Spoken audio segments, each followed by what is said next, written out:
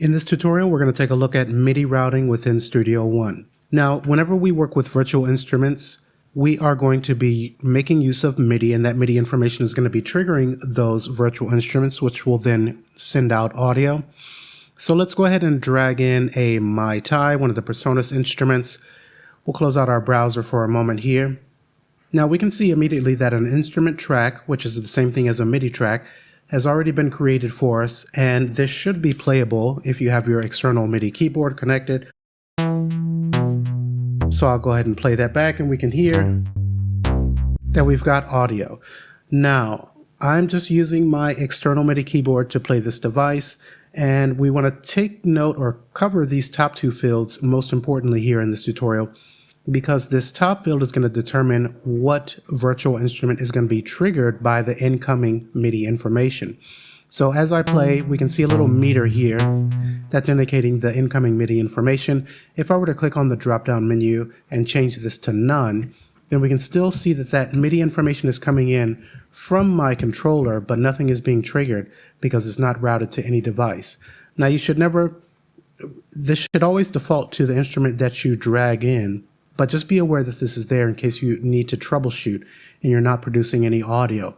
Now, the next field below this is going to be where we are looking for MIDI information.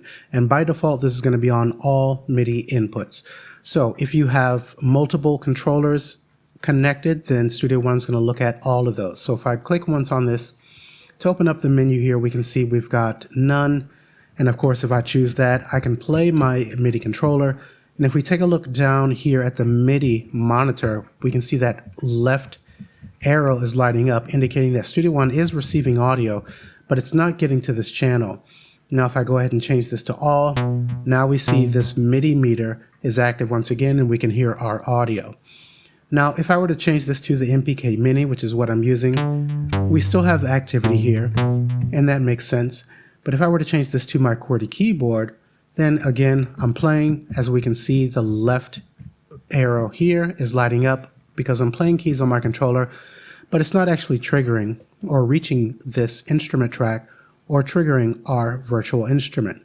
Now, if I were to press caps lock to open up the virtual QWERTY keyboard, now I can use the keys on my laptop to then trigger this virtual instrument. I'll caps lock to close that out. But usually the safest option is going to be leaving this on all inputs. So then whatever MIDI device or controller that you want to use, you'll know that that information is going to reach the channel.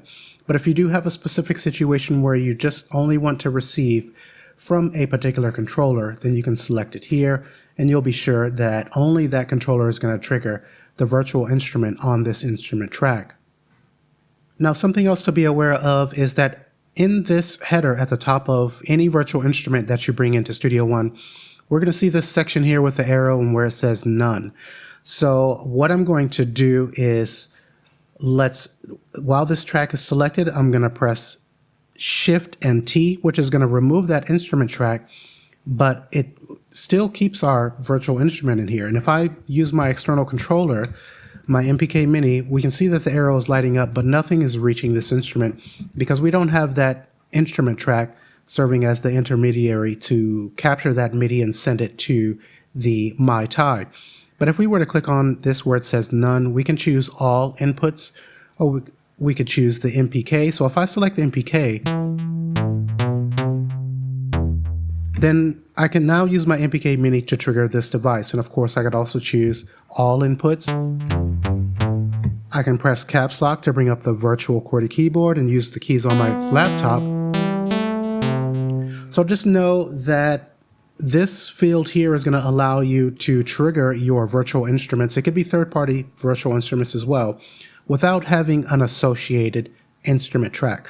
Now, I've personally never had an instance where I needed this feature, but in case you are someone who is looking for this feature, it is available. Again, it's going to be at the top header of any virtual instrument that you bring in. Now let's Control Z to bring that instrument track back, and I'm going to come to the browser. Let's collapse that. We'll come to the UVI and open up this Falcon just to show that we'll close out that browser. You can see at the top in the header here, direct inputs is what it's called. So this, for Falcon, it's a multi-timbral instrument.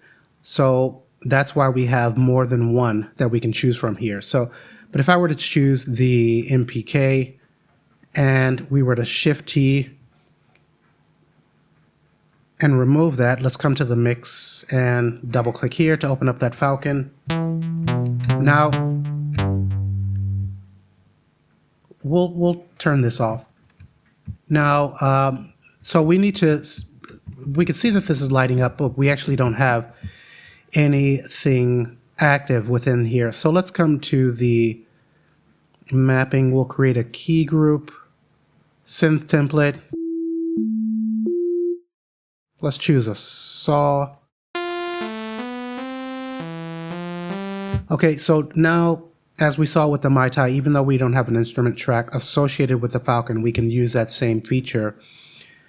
Up top here, now if I were to change this back to none, then we're not triggering the Falcon. Now let's close this out again for a moment and we'll close out our mix. Let's Control Z to bring back that track for our Falcon. I can again use my external controller to trigger this, but I like to show that we have this additional field here, or drop-down menu, for multi-timbral instruments. And if we take a look at the MIDI, we can see that we don't have that field here, but with the Falcon we do, and you'll find this with any multi-timbral instrument that you're using. Now what does this mean here? Let's go ahead and open up the Falcon, and we can see here that we have one preset that's loaded. That is our sawtooth oscillator. Now if I were to click on the plus here, and this is going to vary how you add multiple presets to your particular instrument that you're using, we can see that this is lighting up channel 1. So, and this one defaulted to channel 2, this new one that I created. And while it's selected, let's go ahead and add a key group for this. Maybe we'll choose the super saw. So we're still triggering A1, channel 1, and this one is on A2, our super saw, but I can come here to this drop-down menu and I can choose a different channel here. So I'll choose input 2. And now this is being triggered. Okay, if I click on the plus again, and we can see that this one defaults to A3.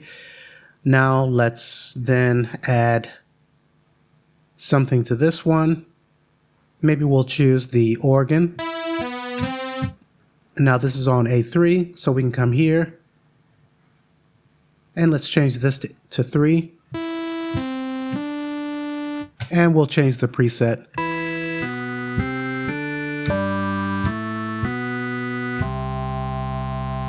Okay, so now I just wanted to show that when you again have these multi-timbral instruments, you can make use of this field here to direct your incoming MIDI data, like so. Now within Falcon, I can also click on these fields here and change this to channel 1 and this one to channel 1.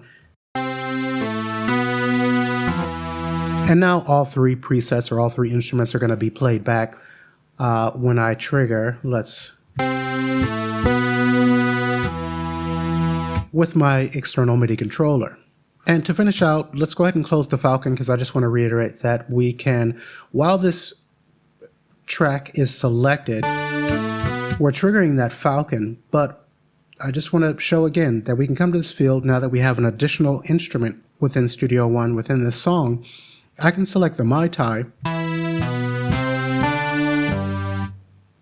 and we can see that incoming MIDI information is triggering our MIDI. Now the Falcon is still playing back, which really it shouldn't, but I believe that's just because we have, let's change this back to the Falcon, open it up, and then come here. We can see that this is still set to the direct input, and that's why we're still hearing that. But by default, this is going to be on none. And then now when I close this out, this is going to be directed to our MIDI. And we can see that our MIDI meter is lighting up for this track, which is our Falcon track, but it's being sent to our MIDI. Okay, so I hope this has been helpful, guys, and if you have any questions, feel free to leave them in the comments section below.